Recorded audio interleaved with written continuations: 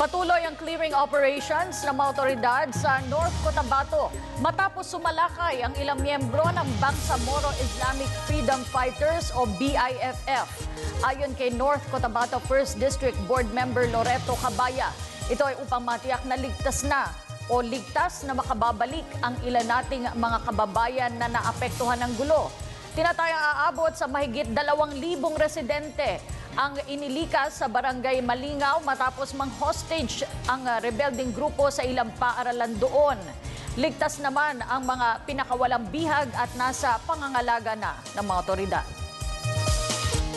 Wala na pong bihag na naiwan doon po sa kamay ng mga BIFF. Na-rescue po lahat. No? Last night po ay mayroong nakuha na 5. 4 po doon ay elementary school teachers na isang anak po ng teacher din.